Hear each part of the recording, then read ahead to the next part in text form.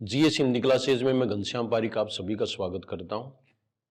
PYQ series आज से शुरू कर रहे हैं जीएस हिंदी क्लासेज में, तो ये आपके लिए शुभ रहेगी, परीक्षा के लिए उपयोगी रहेगी।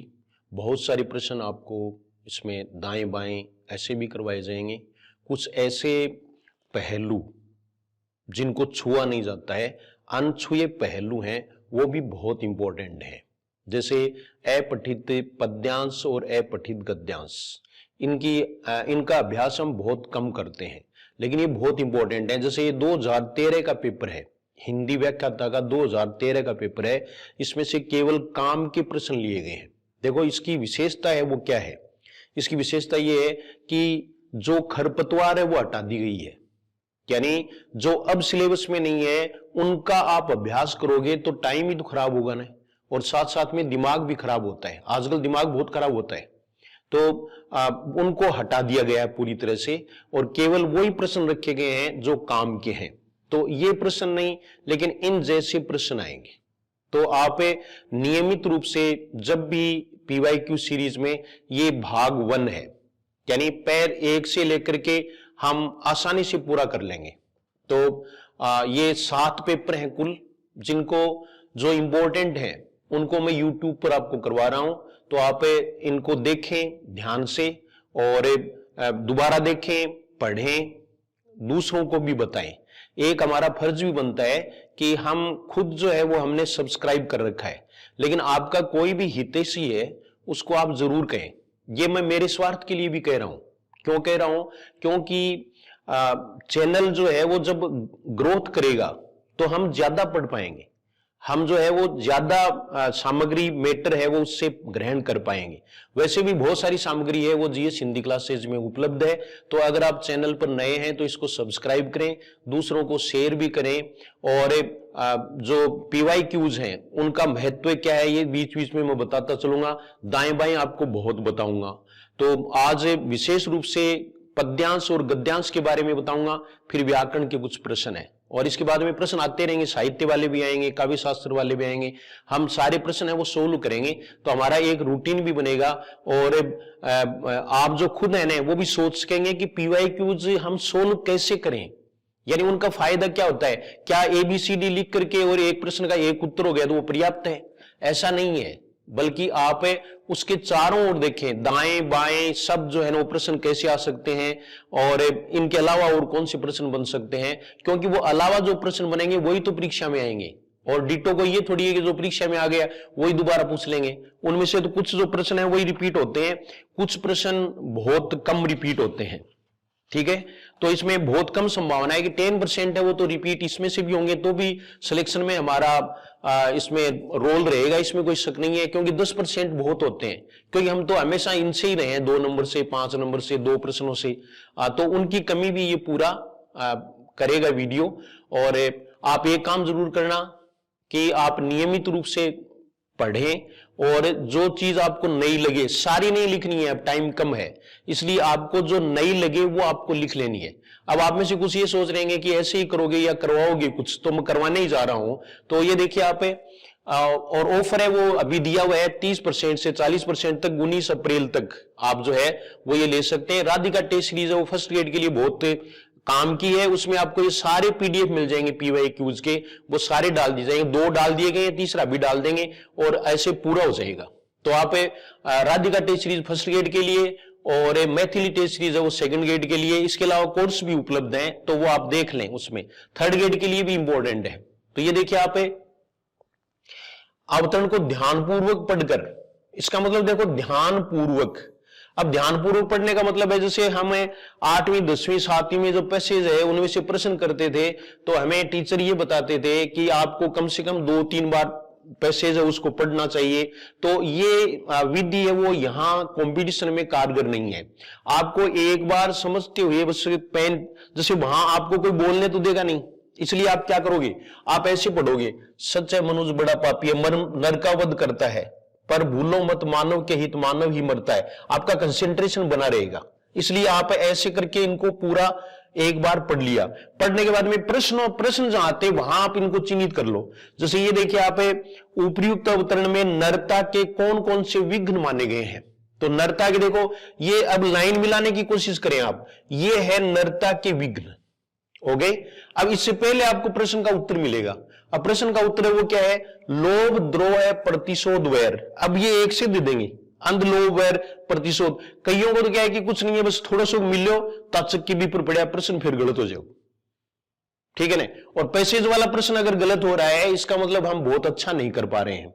अब इसमें ये देखो, इसने उल्टा लिया है, उल्टा ये देखो आप 2 नंबर उत्तर, ये देखो वैर, फिर क्या है प्रतिशोध, और उसके बाद में द्रोह है तो द्रोह है, और फिर लोभ। ऐसे चारों को अच्छी तरह से मिला लें, उसके बाद में उत्तर करें, यानी जल्दबाजी न करें। इसमें बहुत ही सावधान रहने की आवश्यकता है। और प्रश्न 8 है इस पेपर में, तो 4 है वो गद्यांश में से, 4 है वो पद्यांश में से। तो 8 प्रश्न कम नहीं होते। 8 प्रश्नों में से अगर आपके 8 सही होते हैं, एक आपके 5 सही होते हैं, तो बहुत अंतर है, इधर से उधर हो जाएगा। इसलिए इन पर पूरा ध्यान देना है। अब दूसरा देखो आप, दूसरा इनको बहुत कम पढ़ते हैं, पढ़ाए भी नहीं जाते हैं। मैंने भी कम ही पढ़ाया है, नहीं पढ़ाया, लेकिन मैं अपनी कमी पूरी करूंगा। यह मैं आपको बता देता हूं कि मैं कोई भी टॉपिक छोड़ता नहीं। इसकी एक खास बात यह है कि जिसको लोग कम पढ़ते हैं उसको मैं ज्यादा पढ़ाता हूं, जैसे वोकेबुलरी है और है, क्योंकि हमें ओवरऑल आउटपुट चाहिए कि हमारा रिजल्ट है वो ओवरऑल क्या रहेगा, उसके बारे में हमें ये देखना है। तो ये देखिए आप उपर्युक्त अवतरण में ये क्रंदन, ये अश्रु, तो आप जो है वो इसमें इसको अंडरलाइन कर लोगे।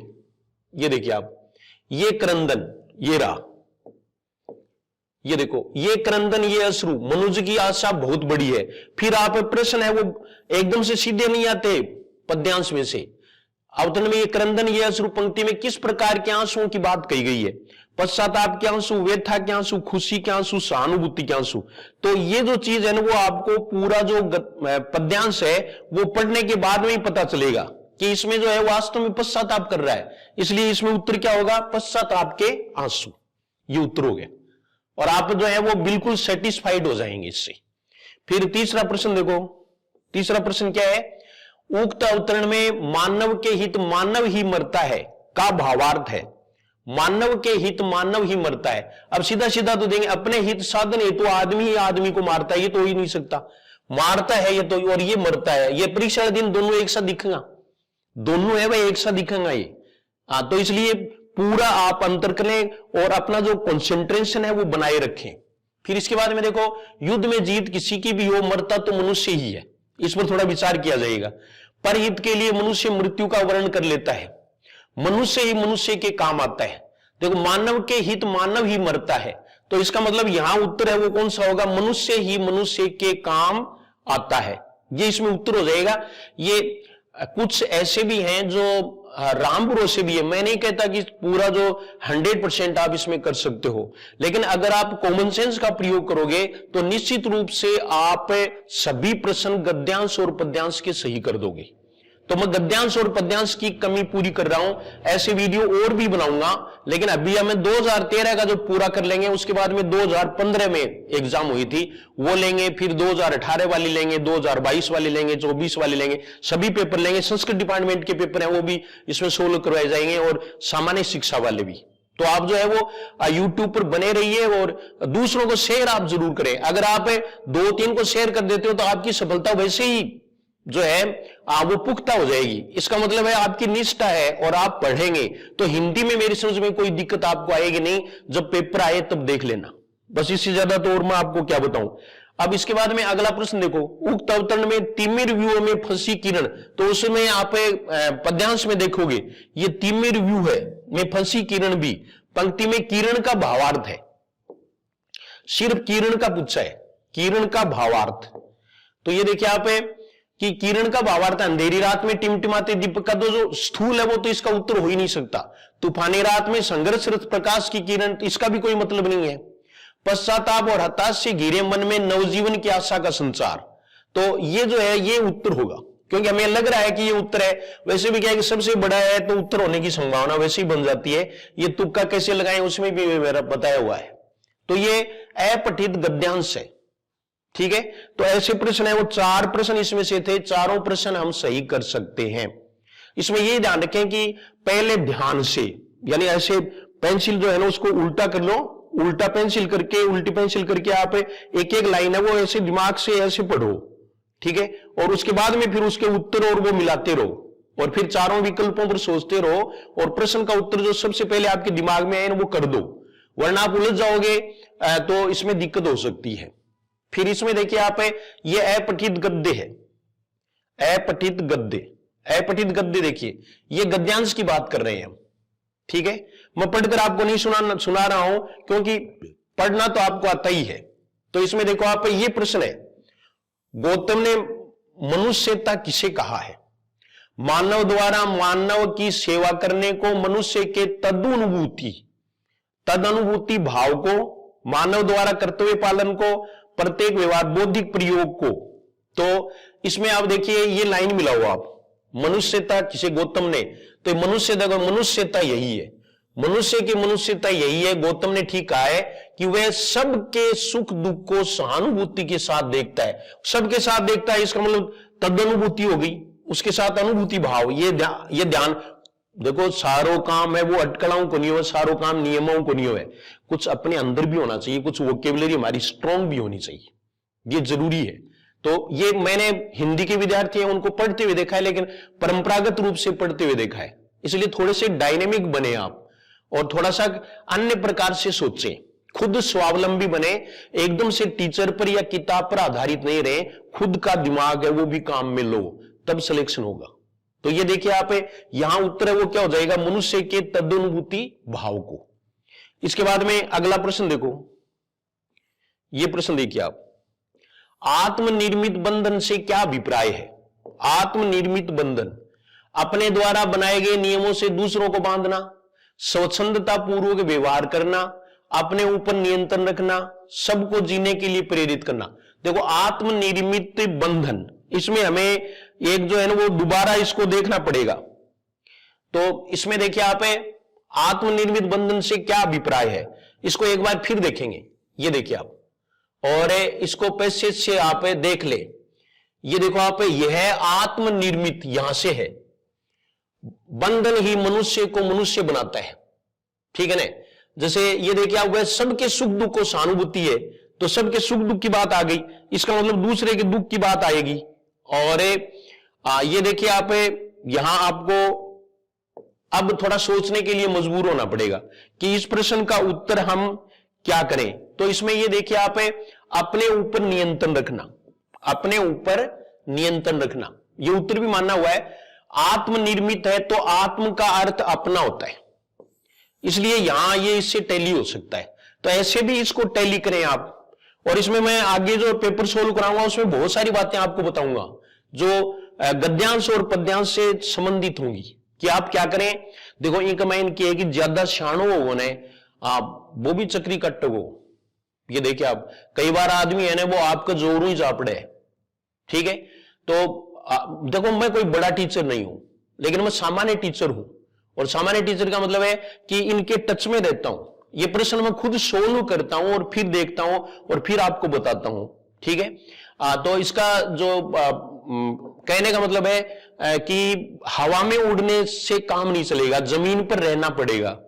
तो ऐसे आपको करना है। ऐसी PYQ आपने बहुत सारी किताबें ला रखी है, उसमें आधा तो कचरा भरा हुआ है, कभी के कुछ भी दे रखा है, कईयों ने कहा कि सेकंड ग्रेड के भी दे दिए, फर्स्ट ग्रेड के भी, कॉलेज लेक्चरशिप के भी दे दिए, सारे प्रश्न है वो इस तरह के दे दिए। तो ये तो बहुत पहले की बात है। अब जो है ना टू दी पॉइंट पढ़ना आपको, इस सीरीज का नाम ही टू दी पॉइंट है, to the point series, PYQ to the point series. To the point का मतलब है जो हमारे सिलेबस में है केवल उसको ही बताया जाए। अब आरो है, वितान, ये जो किताबों से प्रश्न आए हुए हैं वो आपको भरे पड़े हैं, किताबों में आपने ले रखी हैं, ठीक है ना, उसमें देखो आप, ठीक है ना। तो ये जो कचरे का भंडार है इसको थोड़ा सुलझाना पड़ेगा, इसमें ही वो चीज है जो हमें निकालनी है। तो इसमें से मक्खन मक्खन है वो हम निकाल देंगे, और छाछ पीवो संसार, ये ध्यान रखना है। तो ये देखिए आप, इसमें आपको ये ध्यान में रखना है। अगला देखो आप कि अक्रोध मूलक धर्म का उत्स यही है, ये पंक्ति उसमें है, पंक्ति में आए उत्स शब्द का अर्थ है। अब ये यहां मैं उनको सजेस्ट करना चाहता हूं जिनको ज्ञान है, जिनकी वोकेबुलरी स्ट्रॉन्ग है। लेकिन ये जो पेपर लिया जाता है वो इसके लिए लिया जाता है कि आप जो है वो अपने ज्ञान में कहीं चूर तो नहीं है, कहीं आपको मद तो नहीं आ गया है? तो वो कया को नखरो डर तो देखियो है ये परीक्षा का महीने। और बहुत जो अपने आप को हाई फाई समझते हैं वो उनको पछाड़ खाते देखा है मैंने। तो मैं यहां ये आपको पहले से ही जो है वो आपको सचेष्ट कर देता हूं, मैं आपको सचेत करना चाहता हूं कि आप बहुत ही विवेकपूर्ण ढंग से पेपर करें। तो इसमें आप ये दूसरा देखोगे उच्च, अब अपन तो कहे कि आवे वो भी तो ठीक होने की, उच्च मानी झरना, हमारा तो बढ़ा हुआ है, उच्च और उत्सव में अंतर पड़ा हुआ है, और उच्च का इन्होंने झरना दे भी रखा है, ये दे रखा, ठीक है ना। अब अपन राजी हो रहे हैं खूब कि उच्च का ये आएगा, लेकिन आपको किसके अनुसार करना है? आपको गद्यांश के अनुसार करना है। ज्यादातर इसका जो शाब्दिक अर्थ होता है, जो कोशगत अर्थ होता है, वो उत्तर नहीं होता ज्यादातर में, आप देख लीजिए। तो यहां इसको तो आप, अगर मैं इस पेपर को करूं तो इसको सबसे पहले काटूंगा कि ये तो हो ही नहीं सकता, क्योंकि ये तो दूसरी बात है, जो इसका वोकेलरी के रूप में अर्थ पूछा जाएगा वो अलग है, ठीक है ना। तो इसमें देखो एक्रोमूल धर्म का उच्च मतलब स्रोत यही है, यहां शब्द को रख कर देख लेना चाहिए। अहिंसा यही है तो नहीं होगा, झरना यही है कैसे होगा, प्रारंभ यही है नहीं होगा, बल्कि स्रोत होगा। इसका उत्तर है वो क्या है? स्रोत है, ये उत्तर हो गया। इसके बाद में देखो नाखून बढ़ने का भाव है, नाखून बढ़ने का भाव, तो ये देखिए आप, नाखून बढ़ने का भाव है हिंसक होना, निरंतर वृद्धि होना, नाखून में काटना, तो ये तो होगा ही नहीं। नाखून को महत्व स्वीकार करना, ये भी नहीं होगा। अब ये दो बच गए, हिंसक होना, निरंतर वृद्धि होना, तो इसमें कौन सा हो जाएगा? हिंसक होना। मेरा कहने का मतलब है कि बड़ा बड़ा गांव जाऊं और बड़ा बड़ा लाडू खाऊं, उस चक्कर में आप नहीं फंसे। कईयों के बाद में समझ में आया है, कईयों ने उसके बाद में बहुत बड़े बड़े जो नामी गिरामी, जिसको मैं कहता हूं कि टीचर्स हैं, उनके ऐप लेकर के अब बाद में इस पर पहुंचे हैं।